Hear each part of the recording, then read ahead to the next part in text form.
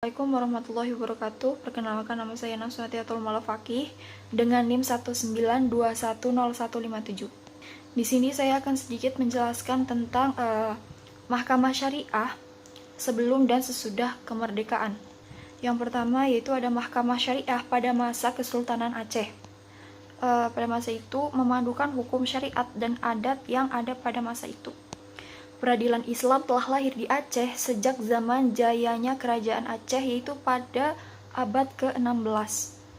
Pada masa itu, peradilan dipegang oleh Qadli Malikul Adil yang berkedudukan di ibu kota kerajaan Kutaraja.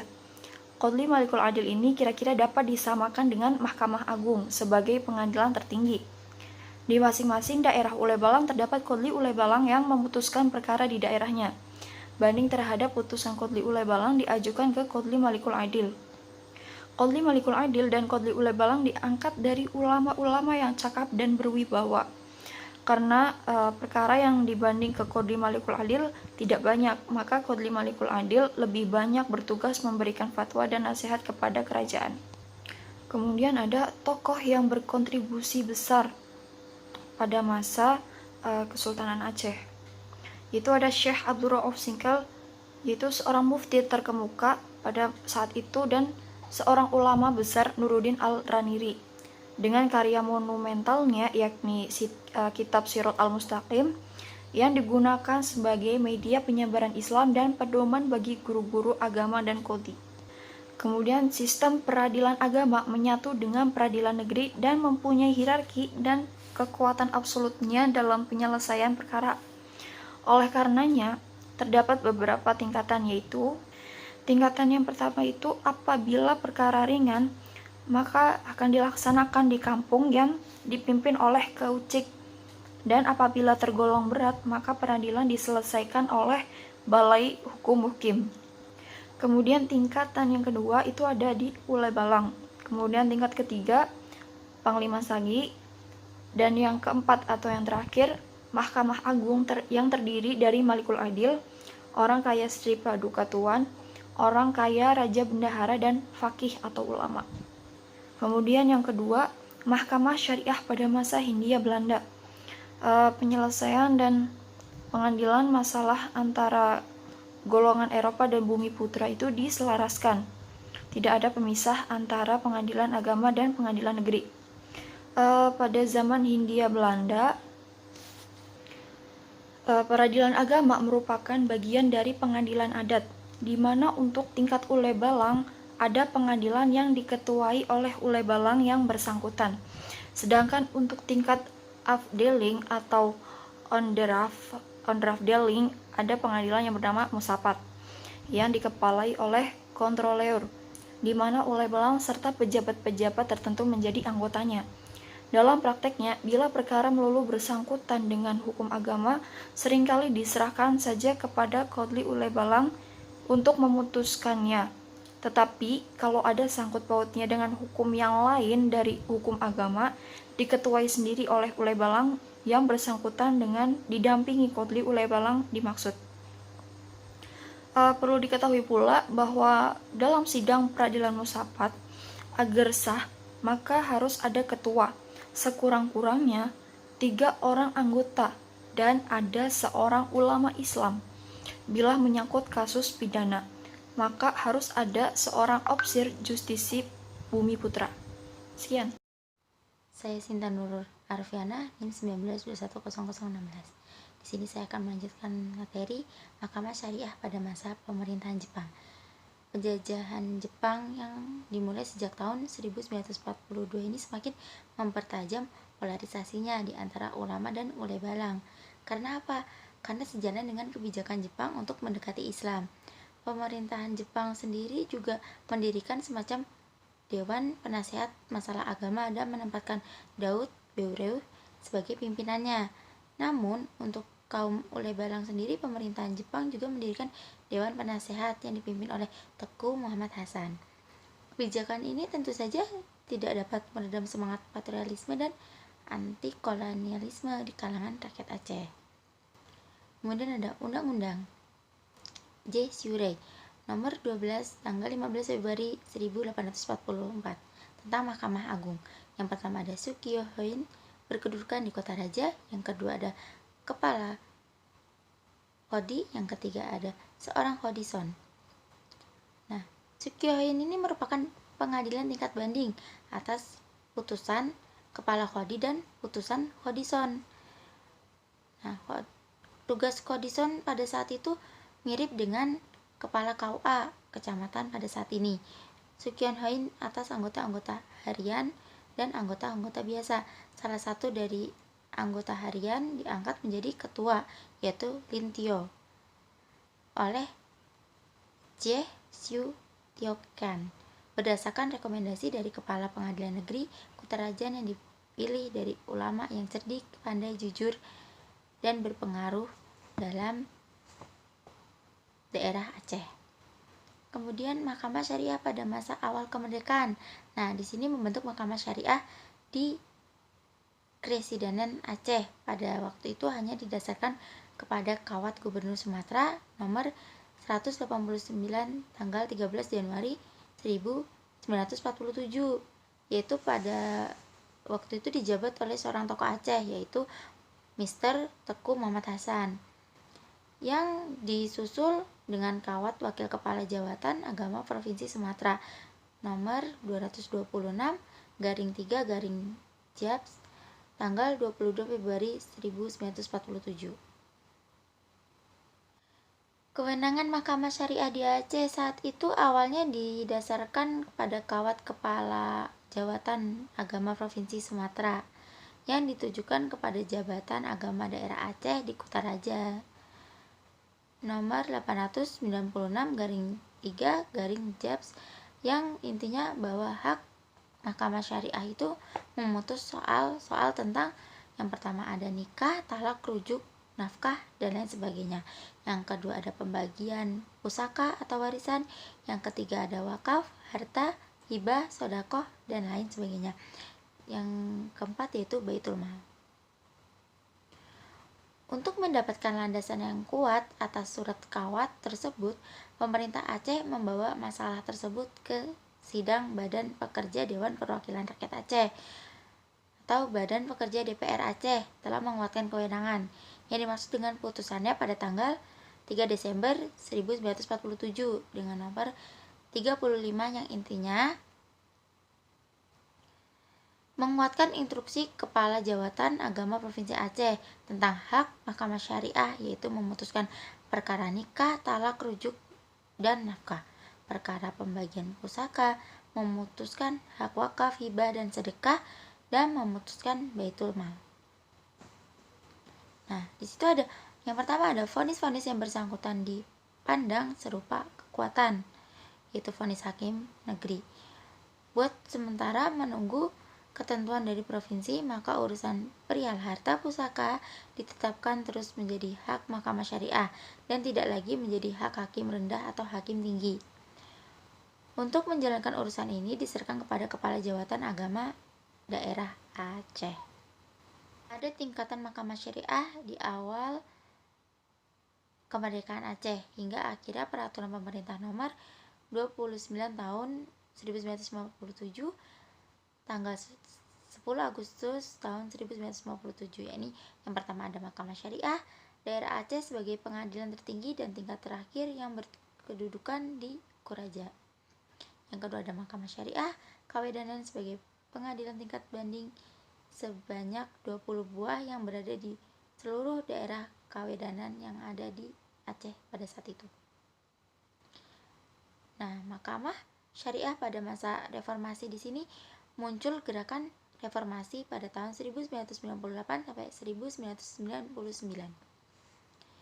Rakyat Aceh memperjuangkan otonominya dan menerapkan syariah Islam. Kebijakan-kebijakan pemerintahan Orde Baru ini membawa banyak problem. Yang pertama, ekonomi, sosial, politik, dan agama.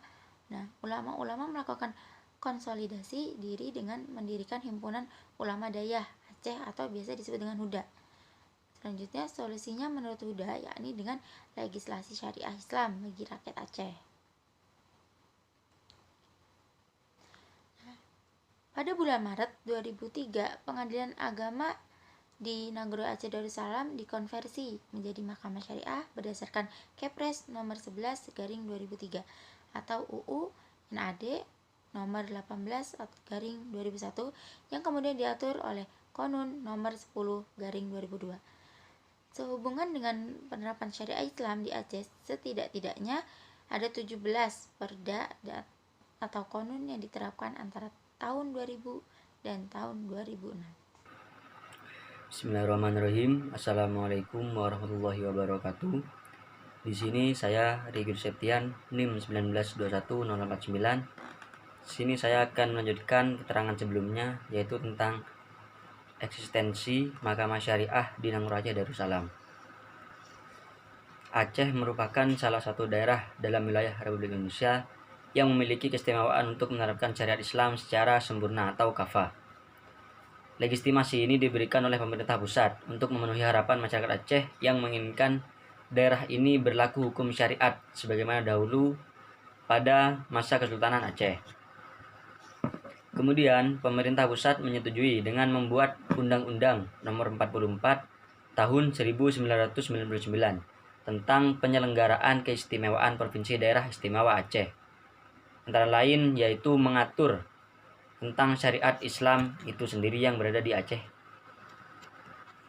Salah satu upaya pemerintah Aceh untuk mewujudkan pengaturan Islam itu sendiri yaitu melakukan atau melalui Mahkamah Syariah, melalui perantara Mahkamah Syariah yang sesuai pada nomor 11 tahun 2003 pada tanggal 3 Maret 2003 tentang Mahkamah Syariah dan Mahkamah Syariah Provinsi di Provinsi Nangro Aceh Darussalam.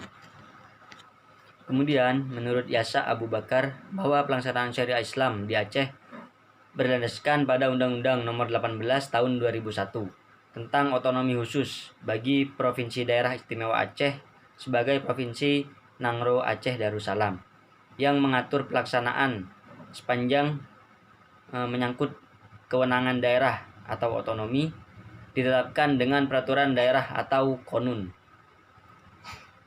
Kemudian dalam pasal 31 Konun Provinsi Aceh ditentukan yang pertama, ketentuan pelaksanaan undang-undang ini yang menyangkut kewenangan pemerintahan ditetapkan dengan peraturan pemerintah.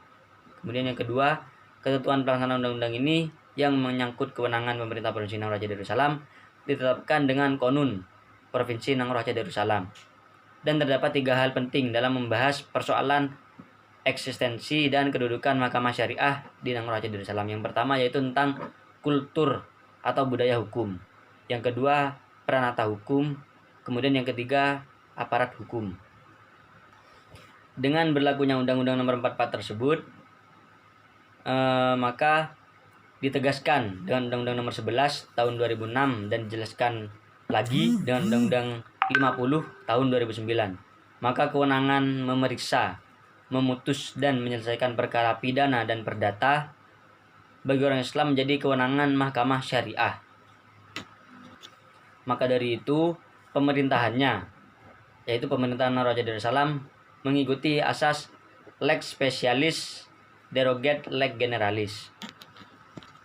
Topik yang kedua yaitu tentang syariat Islam, sejarah prospek syariah Islam. Sejarah pemberlakuan syariat Islam di Nangro Aceh Darussalam yang pertama yaitu mulai awal kemerdekaan sampai tahun 1959. Kemudian yang kedua masa kemerdekaan dari tahun 1959 sampai dengan 1998. Sedangkan masa yang ketiga yaitu masa reformasi pada tahun 1999 sampai dengan sekarang. Kemudian syariat Islam dan Konun Aceh. Sebelumnya Konun dalam KBBI merupakan undang-undang atau peraturan. Sedangkan pengertian Konun dalam masyarakat Aceh terdapat dalam Undang-Undang Nomor 11 Tahun 2006 Pasal 1 Angka 21 dan 22. Yang dimaksud dengan Konun Aceh adalah peraturan perundang-undangan sejenis peraturan daerah provinsi yang mengatur penyelenggaraan pemerintah dan kehidupan masyarakat Aceh. Dan Konun Kabupaten atau Kota adalah peraturan perundang-undangan sejenis peraturan daerah kabupaten atau kota yang mengatur penyelenggaraan pemerintah dan kehidupan masyarakat kabupaten atau kota di Nangro Aceh Darussalam. Sedangkan syariat Islam yaitu pemberlakuan syariat Islam di Nangro Aceh Darussalam secara formal dilakukan setelah keluarnya Undang-Undang Nomor 44 Tahun 1999 dan Undang-Undang Nomor 18 Tahun 2001. Pengertian syariat Islam di Aceh menurut Undang-Undang Nomor 44 Tahun 1999 yaitu tentang ajaran Islam dalam semua aspek kehidupan. Syariat Islam dipraktekkan secara luas, mencakup aspek pendidikan, kebudayaan, politik, ekonomi, dan aspek-aspek lainnya. Dan dapat disimpulkan, yang pertama yaitu dilihat dari sudut pandang. Tujuan dari pemberlakuan syariat Islam di Aceh memiliki dua sisi yang berbeda. Kemudian yang pertama, sisi keindonesiaan, yaitu pemberlakuan syariat Islam di Aceh ditujukan untuk mencegah agar Aceh tidak memisahkan diri dari negara Kesatuan Republik Indonesia. Yang kedua, gagasan atau tujuan dari rakyat Aceh. Kemudian untuk mewujudkan tujuan-tujuan tersebut, pemerintah Indonesia melalui DPR RI telah mengesahkan Undang-Undang Nomor 44 Tahun 1999 yang mengatur pelaksanaan untuk keistimewaan yang diberikan kepada Aceh pada tahun 1959.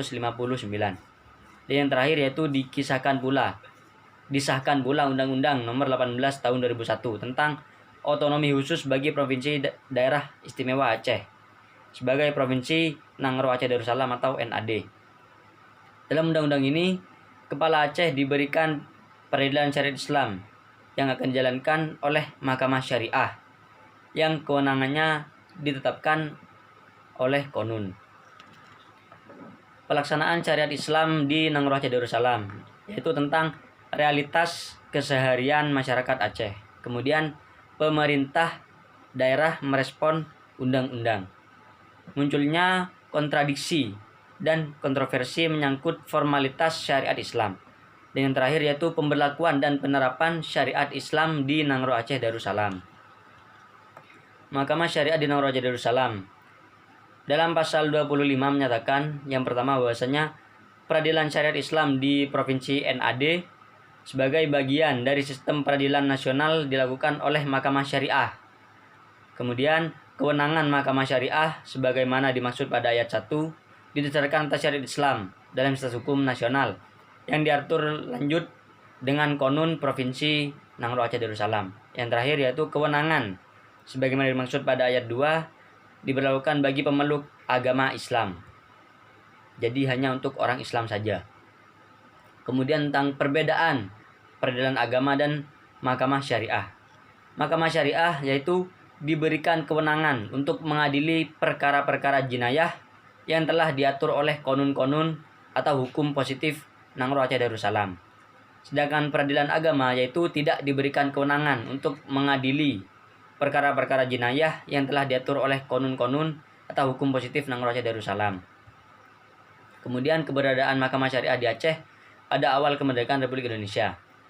Secara yuridis formal didasarkan pada Kawat Gubernur Sumatera nomor 189 tanggal 31 Januari 1947 dan Kawat Wakil Kepala Jawatan Agama Provinsi Sumatera nomor 226/3 Japs tanggal 22 Februari 1947 tentang pembentukan Mahkamah Syariah di Nangro Aceh Darussalam.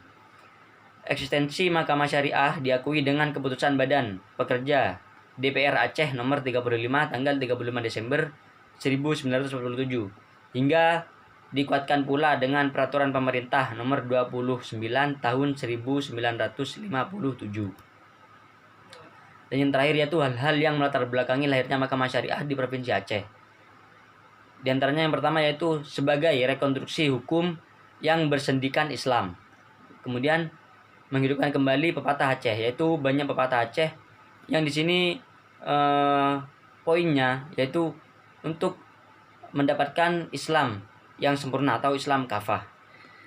Mungkin sekian dari kelompok kami, kurang lebihnya mohon maaf. Wallahul muwaffiq ila aqwamit thoriq. Assalamualaikum warahmatullahi wabarakatuh.